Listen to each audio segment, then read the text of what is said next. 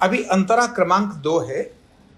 करुणा मुझ में भर दो, सेवा भक्ति भर दो, श्रद्धा विनम्रता से अंतर पवित्र कर दो, नर सेवा नारायण सेवा ही धर्म हमारा हो जाए।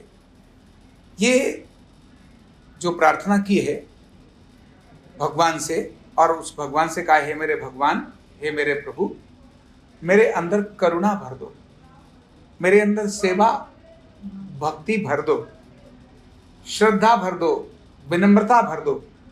इन सब से मेरा अंतर्मन क्या हो जाए? पवित्र हो जाए। जब हम नर सेवा और करने के लिए जब चलते हैं, किसी की सेवा करने के लिए जाते हैं, तो उसके अंदर हमारे अंदर ये इन गुणों का होना बहुत आवश्यक है।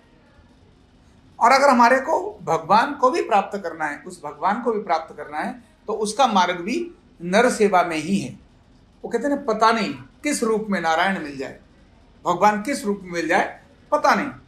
अब आप सबके साथ बहुत अच्छा व्यवहार कर रहे हो, एक के साथ गलत किया, पता पड़ा वही था। जैसे देखा ना आपने, एक ट्रेन में लड़के लड़की आ रहे थे, और वो जो लड़का था ना, उस लड़के को उस लड़की से विवाह होना था, घर वालों ने निश्चित कर लिया था।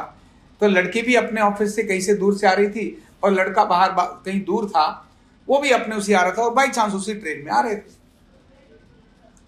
आते आते उस लड़के ने रास्ते में किसी के साथ कोई व्यवहार हुआ, उस व्यवहार के अंदर उस लड़के ने गलत व्यक्ति का पक्ष ले लिया, और वो जो दूसरे लोग थे उनको ठोक दिया। जब लड़की उनके पक्ष में खड़ी हुई, इनके साथ अन्याय हो रहा था, उस लड़की को भी उसने बदतमीजी से बोलिया, तो बहुत गलत हो, तुम क्या कर रही हो, कैसा मतलब बनता है इनके साथ ये, मतलब उसने उसका पक्ष ले लिया। इससे पहले वो लड़का सबके साथ बहुत तरीके से बात कर रहा था, बहुत विनम्रता से बात कर रहा था, बहुत अच्छी तरह से बात कर रहा था। लेकिन जैसे एक घटना घटी किसी एक के साथ, और उसने जो अपना व्यवहार दिखाया, उसके बाद वो अपना चल पड़े। लड़की को लेने वाले स्टेशन से अपने घर आ गए थे, लड़के को लेने लड़का के लोग भी आ गए थे जो उस घर में जाना था। लड़की पहुंची, तैयार हुई, सुंदर बनी, जाके देखा आज तो मुझे कोई देखने वाला आ रहा है, आज तो मेरी रोका हो जाएगा, रिंग सेरेमनी हो जाएगी, बहुत अच्छा हो जाएगा। बड़ी खुश थी अंदर से, क्योंकि उसने लड़के की बड़ी तारीफ सुन रखी थी। लड़का सबसे बड़ी तमीज से बात करता है, लड़का का व्यवहार बहुत अच्छा है, लड़का तो बड़ा विनम्र है, लड़का तो ऐसा है, लड़का तो वैसा है, सारी कुछ सुन रखी थी। लेकिन जैसे ही वो घर पहुंचे और उसने सब सच के गई, लड़का वहां पर बैठा था, जैसे ही उसे लड़के ने लड़की को देखा और लड़की ने लड़के को देखा, सारा डार्क हो गया, अंधकार हो गया। और उस लड़की ने कहा, सॉरी पापा, मैं इनके साथ शादी नहीं करूंगी। बोले बेटा क्यों, तू उसको जानती है, पहले कभी मिली थी? हाँ पापा, मैं मिली थी आज ही। बोले तुम मुझसे पहले मिली ली? बोले हाँ नहीं पापा, मुझे ये पता नहीं था कि ये मेरे घर ही आ रहे हैं। और फिर उस लड़की ने बताया कि ऐसा ऐसा हुआ। उस लड़के के बाप ने कहा कि इसने तो जिंदगी में कभी किसी के साथ गलत व्यवहार ही नहीं किया, ये तो बहुत मेरे घर का होनहार लड़का है, सबके साथ बात करता है, इसके तो हजारों दोस्त हैं। लेकिन एक घटना, केवल एक जगह उसने अपना गलत व्यवहार प्रकट कर दिया, वहीं वो लड़की ने उसको रिजेक्ट कर दिया। जब हम भगवान के लिए कुछ काम करना चाह रहे हैं, उस परमपिता परमेश्वर को मिलना चाह रहे हैं, तो हमें जब सेवा करनी है तो नर को नारायण मानकर सेवा करनी है। यही मेरा भगवान है, यही मेरा सब कुछ है। ये जो आ रहा है, वो जो दीन है, जो दुखी है, जो निराश है, जो हताश है, जो उदास है, उस उदास निराश हताश के अंदर हम उस भगवान के स्वरूप को देख करके हम उसकी ऐसी सेवा करेंगे। जब हम ऐसा करेंगे तो वो अपने आप ठीक होने लगेगा। ये सब कब होगा, ये कैसे संभव होगा? जब आपके अंदर करुणा होगी। करुणा, उसके दुख में दुखी होना। आप उदास हैं, आप मत होइए, मैं हूं ना। क्या बोला? मैं हूं ना, ये कह दिया, चिंता ना करो, मैं हूं। अरे आज से आप ठीक हो जाएंगे। भगवान हमेशा करुण पुकार सुनता है, करुणा निधान बोलते हैं उसको। जब कोई दीन और दुखी है, उसकी सहायता एकदम सहजता से, मेरा है ये बोल कर करना, ये करुणा है। आपके अंदर कितनी करुणा है। आप दूसरों के दुख को देख करके दुखी हो जाते हैं, दूसरों के कष्टों को देख करके कष्ट में आ जाते हैं। यही तो है करुणा। वो कौन है करुणा निधान? जो दूसरों के कष्ट में खड़ा नहीं होगा, क्या उसको करुणा निधान बोलेंगे? क्या नहीं बोलेंगे। तो हम कहते हैं मेरे प्रभु वो मेरे अंदर करुणा भर दे, और वो करुणा ऐसी भर दे कि मैं दूसरों के दुख को देख करके द्रवित हो जाऊं और उनके लिए काम करना शुरू हो जाऊं। और फिर उसमें कहते हैं कि मेरे अंदर सेवा और भक्ति भरना मेरे भगवान, सेवा भरना। क्यों? कहीं मेरे मन में अहंकार ना आ जाए, कहीं मेरे मन में छल और कपट द्वेष ना आ जाए, इसके लिए मेरे मन में सेवा की भावना भरना। और सेवा का मतलब क्या होता है? सेवा का मतलब ऐसा कर्म जिसके प्रति, जिससे लाने की बिना मांगने की, यानी चाहत के बिना काम करना, वो सेवा होती है। अपेक्षा चाहत नहीं। आपने पैसा लिया, अब मन में संकट आएगा, साहब आपने तो कह दिया सेवा करो, पैसा लेना नहीं तो काम कैसे चलेगा? नहीं, आपने पैसा लिया, आपने शुल्क निश्चित किया कि मैंने 200, 500, 1000 जो भी रखना ले लिया। आपने 5000, 10,000 भी किसी से निश्चित कर दिया मुझे लेना है, आप लीजिए, ट्रीटमेंट करिए, मना नहीं है। सेवा एक भावना है। अब आप चिकित्सा यह सोचकर मत करिए कि इसने मुझे 10,000 रुपए दिए इसलिए इसका मैं ऐसा बढ़िया करूंगा, और इसने मुझे 100 रुपए दिए इसका बिल थोड़ा वैसा करूंगा, और इसने कुछ नहीं दिया है, मार साले को ठोक, इसने कुछ नहीं दिया है। ऐसा नहीं। भावना मतलब जो आप कर रहे हैं ना, उसके लिए फिर आपके पास ऊंच और नीच, छोटा और बड़ा, गरीब और अमीर, ये सब हट गया। फिर जो आप काम कर रहे हैं यही सेवा है, यही सेवा है।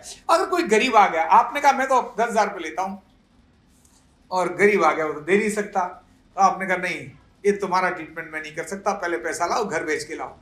जैसे हॉस्पिटल में होता है ना, कितने लोगों के घर बिक गए, काहे सेवा? बताओ, कितने लोगों के घर बिक गए?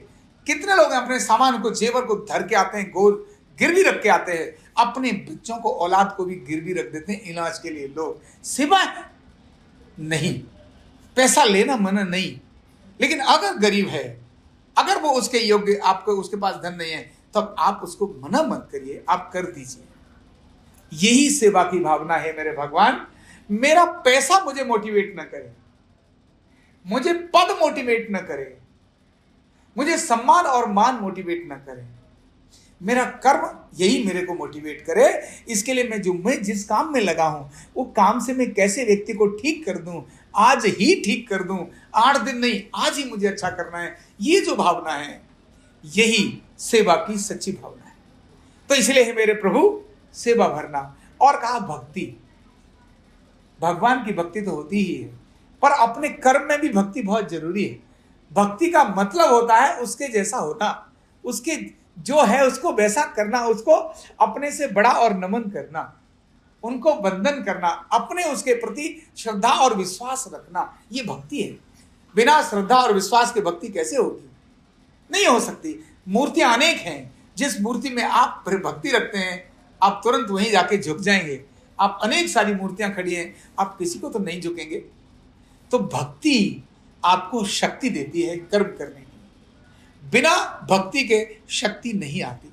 तो सेवा करने के लिए भक्ति बहुत जरूरी है, और जब भक्ति होती है तब सेवा अपने आप हो जाती है। आप भक्ति से भगवान की पूजा करने वाले बर्तनों को देखिए, आप जो भगवान की अर्चना करने के लिए, कुछ लोग बर्तन ऐसे ऐसे साफ करके, गंदा पड़ा है, पूजा के लिए दीपक जलाया और कई भाई भक्ति मेरी हो गई। लेकिन जब व्यक्ति के अंदर भक्ति जागृत होती है और फिर वो जो बर्तन उसके हाथ में आता है, उस बर्तन की जो वो सफाई करता है, जो वो चमकाता है, वाह, उसको लगता है उसको ये आनंद आता है, मेरे भगवान का दीपक जलेगा इसमें, ये मैं बत्ती बना रही हूँ, ये मेरी बत्ती मेरे भगवान के लिए जलाई जाएगी, ये जो मेरा घी है ये मेरे उस भगवान के लिए उपयोग में होगा।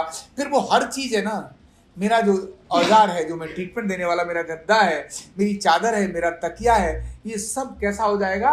भक्ति जहां होती है वहां पवित्रता अपने आप आ जाती है, वहां स्वच्छता अपने आप आ जाती है। स्वच्छता और पवित्रता को लाने की आवश्यकता नहीं पड़ती, केवल भक्ति चाहिए। फिर आप भक्ति में डूबते हैं तो जहां गंदा मिला आप नहीं देखते हैं, हे इधर आ, उठाइयो भैया, तू उठा के ले जा, नहीं, आप तुरंत उठाते हैं और उसको साफ करते हैं। ये सिर्फ भक्ति से आती है। तो उस भगवान से प्रार्थना करनी है, मेरे भगवान ये मुझे भक्ति भी मेरे अंदर दे दे। और फिर वो कहते हैं श्रद्धा और विनम्रता, हे मेरे अब बिना श्रद्धा और विनम्रता के ये काम नहीं हो सकता। विनम्रता अपने जीवन मूल्य में एक बहुत महत्वपूर्ण जीवन मूल्य है। अहंकार, ईगोस्टिक होना, ये विनम्रता का अपोजिट है। आपने कोई भी व्यक्ति आया, बहुत विनम्रता के साथ आप नमन करते हुए, प्रणाम करते हुए आप उसको अभिवादन करिए, बात करिए। नम्र होना मतलब झुकना, विनम्र होना मतलब झुक करके आगे उसके लिए काम करना। नम्र मतलब नमन होना, झुकना, यही है विनम्रता। अकड़ना ये अहंकार है, विनम्रता मतलब झुकना। आप कोई आया, खड़े हो गए, ये विनम्र है, बड़े विनम्र है, देखो आते ही खड़ा हो जाता है। जो भी आता है आप प्रणाम करते हैं, नमस्कार, प्रणाम, आप विनम्र हैं, आपने अभिवादन किया। अभिवादन विनम्रता की एक प्रतीक है। खड़े होना, नमन करना, ये विनम्रता का एक दर्शन है, दिखाई देता है। आपके शब्दों में दूसरों की बातों को सुनना, ये विनम्रता है। सुनना ये विनम्रता है। आप किसी ने बोला, आपने सुना, आपके प्रति कितना भी गलत बोलने वाला व्यक्ति हो, आप सुनिए और इसके बाद बड़े रेस्पेक्ट के साथ, सम्मान के साथ आप उसको जवाब दे दीजिए अगर आवश्यक होता है तो, नहीं तो छोड़ दीजिए। तो यह रेस्पेक्ट करना, यह विनम्रता होती है। सम्मान करना, यह विनम्रता होती है। हम भगवान से कह रहे हैं, भगवान ये मेरे अंदर भर दो और फिर श्रद्धा भर दो, क्योंकि बिना श्रद्धा के ज्ञान नहीं आता। श्रद्धावान लभते ज्ञानम। अरे कितना भी बड़े से बड़ा व्यक्ति आपको बड़े से बड़े आपको ज्ञान देने वाला हो, मंत्र देने वाला हो, शक्तियां देने वाला हो, लेकिन अगर आपके मन में कोई श्रद्धा नहीं है तब भक्ति जागृत नहीं होगी, और श्रद्धा नहीं है तब आप उसको ग्रहण नहीं कर सकते। शरीर के अंदर जो रिसेप्टर्स होते हैं ना, डायबिटीज होती है ना, दो प्रकार की डायबिटीज होती है, टाइप 1 और टाइप 2। इनमें से एक डायबिटीज ऐसी होती है कि इंसुलिन के रिसेप्टर्स, यानी इंसुलिन तो बन रही है, शरीर में इंसुलिन तो बन रही है, लेकिन सेल रिसीव नहीं कर रहे, रिसेप्टर्स नहीं है। श्रद्धा रिसेप्टर्स क्रिएट करती है। श्रद्धा रिसीवर्स। आपको ज्ञान मिला, रिसीवर्स ही नहीं है, आपके लिए कोई मतलब का नहीं है। एक पंडित जी बहुत बढ़िया बात कह रहे थे, किसी के कान में सुना, फटक से श्रद्धा से उसने उसी को अपना ब्रह्म वाक्य मान लिया, और उसके कारण उसकी जिंदगी बदल गई उसकी जिंदगी। और दूसरे लोगों को अनेक बार सुनाते, कोई फर्क नहीं पड़ता। सुनी, अरे बढ़िया, बहुत बढ़िया भाई साहब, अरे आपने कितना बढ़िया, क्या छोड़ के चले गए। श्रद्धा वाला व्यक्ति उन शब्दों पर मनन करता है, चिंतन करता है, अनुसरण करता है, और तभी वो ज्ञानवान होता है। उसी को कहते हैं श्रद्धावान लभते ज्ञानम। ज्ञान अगर चाहिए तो श्रद्धा बहुत जरूरी है। एक कितना बड़ा, आपका एक छोटा सा ग्लास जिसमें सामान पानी भरा हुआ है, और नीचे आपका लोटा है बड़ा, लोटे में पानी अगर भरना है तो ग्लास के नीचे आना होगा, श्रद्धा, झुकना भी होगा, तब विनम्रता से ग्लास से पानी उस लोटे में आ जाएगा। आप कुछ भी चीज किसी से सीखना चाहते हो, बिना श्रद्धा के आप सीख नहीं सकते, और सीख भी गए थोड़ा बहुत तो बहुत कुछ आपके यूज आएगी नहीं, वो कहीं भी चली जाएगी। तो ज्ञान के प्रति भी श्रद्धा, व्यक्ति के प्रति भी श्रद्धा, अपने विज्ञान के प्रति भी श्रद्धा, पेशेंट के प्रति भी श्रद्धा। यह श्रद्धा, यह आपके जीवन का एक अंग बने, इसके लिए है कहा है, मेरे प्रभु मेरे जीवन में श्रद्धा का मेरे आगमन कर दो, मेरे अंदर श्रद्धा भर दो। और कहता है आखिर में, अंतर पवित्र कर दो। अंतर पवित्र मतलब मैं अंदर से पवित्र हो जाऊं, मैं अंदर से शुद्ध हो जाऊं, मेरा मन कैसा हो जाए, पवित्र हो जाए। ध्यान रखना, हर व्यक्ति पवित्र चीजों को अपने घर में लाना चाहता है। तुलसी क्या है, पवित्र है, जहां आती है वायरस को खत्म कर देती है, पवित्र है ना, शुद्ध है ना। गंगा जल क्या मानते हैं, गंगा जल को पवित्र मानते हैं। गंगा जल, अरे ये पवित्र है भैया, इसको अपवित्र मत करो, झूठा मत करो, ये बहुत अच्छा है, ये सबको दे दो, रोग ठीक हो जाएगा। मंत्र क्या होता है, शुद्ध और भाव से अपने को साफ सुथरा रख करके उसको ग्रहण करते हैं, मंत्र पवित्र भाव से लेते हैं। पवित्र तो अंतर मन कैसा होना चाहिए, पवित्र होना चाहिए, शुद्ध होना चाहिए। इसीलिए कहा है, मेरे प्रभु मेरे अंतर को पवित्र कर दो। मेरे अंदर में जो अनेक सारी चीजें गंदियां भरी हुई है, मेरे अनेक मन के अंदर अनेक सारी खराब चीजें भरी हुई हैं, इन सबको निकाल कर फेंक दो हे प्रभु। और ये मैं किस लिए चाहता हूं, मेरे भगवान, करुणा मेरे अंदर क्यों आए, मेरे अंदर भक्ति और सेवा क्यों आए, ये मेरे अंदर श्रद्धा और विनम्रता क्यों आए, ये मेरा मन पवित्र आखिर क्यों हो। तो उसका एक ही कारण है, हे मेरे भगवान, मैं नर सेवा और नारायण सेवा को अपना धर्म बनाना चाहता हूं। ये मेरा नर सेवा ही मेरा धर्म बन जाए, ये मेरा कर्म बन जाए। इसीलिए हे मेरे भगवान, ये सारी चीजें मुझे चाहिए, और हे मेरे प्रभु ये सब आप दे सकते हो। इसीलिए बार बार हम भगवान से प्रार्थना करते हैं। जैसे आप सीखने के द्वार कब खुलते हैं, लर्निंग एटीट्यूड कब आता है, सीखने का द्वार कब खुलता है, किससे सीखना चाहोगे? बिना श्रद्धा के तो सीख ही नहीं सकते। श्रद्धावान लभते ज्ञानम, जो श्रद्धा रखता है वही ज्ञान ले सकता है, अदरवाइज तो ज्ञान भटकता रहेगा। अरे कितने लोग हैं जो एक्सपर्ट है अपने अपने सब्जेक्ट के, आपके दोस्त भी होंगे, लेकिन आप तो कभी वैसे नहीं बने। क्यों? क्योंकि आपने कभी श्रद्धा से देखा नहीं, एक दोस्त के नाते से देखते थे। द्रोणाचार्य के साथ में अन्य भी उनके शिष्य थे, लेकिन एकलव्य जैसा शिष्य तो हर एक नहीं बना, जिसने अर्जुन को भी चुनौती दे दी। केवल एक ही था, उसने गुरु की इच्छा के बिना, गुरु ने नहीं उनको शिक्षा दी, फिर भी उसने गुरु के प्रति 100% समर्पण किया और कहा मुझे द्रोणाचार्य आपके जैसा बनना है। कैसा बनना है? आपके जैसा बनना है। बस उनका स्मरण करके जो जो चीजें उनकी थी वो सब निष्दिन अभ्यास। कौन सा अभ्यास? तो आप जो कौशल कर रहे हैं, अर्धनारीश्वर चिकित्सा का जो कौशल कर रहे हैं, आपके अंदर से फॉर्मूले अपने आप विकसित होंगे। किताब में मैंने लिखा है, मैं बोल रहा हूं ये बात, किताब में मैंने लिखा है, आप अभ्यास करना शुरू करिए एकदम समर्पण और श्रद्धा भक्ति से। वो सारे फॉर्मूले आपके दिमाग में ऑटोमेटिकली आना शुरू हो जाएंगे, आप सोच नहीं सकते। ये मैं अपने उदाहरण से बोल रहा हूं, अपने उदाहरण से बोल रहा हूं। ये चीजें आती हैं कब? जब आप सच में 100%, 100% होते हैं। अगर आप 99% हैं तो हार और जीत, 99% में जीत गया। क्या बोला किसी ने? 99% में स्कूल में पास हो गए, कितना? 1 नंबर से रह गए। कितने नंबर से रह गए? तो हार गया या जीत गया? बोलो, जीत गया ना, हार गया। माना 1 नंबर से जो हारा वो हार गया। तो 100%, कितने परसेंट? जब 100% आता है, इसके बाद सारी दीवारें टूट जाती हैं। सारी चीजें जो आप स्मरण नहीं करना, आपने कभी सुना नहीं, देखा नहीं, वो सब आपके अंदर आने लगता है। मैं अपने अनुभव से आपको ये बात बोल रहा हूं। ये सब ऑटोमेटिकली नई चीजें ऑन द स्पॉट क्रिएट होती हैं, ऑन द स्पॉट क्रिएट होती हैं। जो सोचा नहीं था, आपको लगा ये तो बात मानता ही नहीं है, और वो बात मानना शुरू हो जाता है। अरे क्या हो जाता है? केवल एक ही चीज है, और वो है आपका 100%।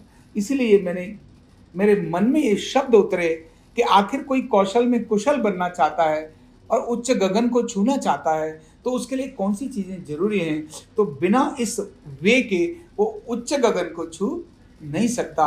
उच्च गगन को छूना है तो ये इसी क्रम में जाना पड़ेगा, और इसीलिए यह अंतरा मैंने आपके सामने लिखा है।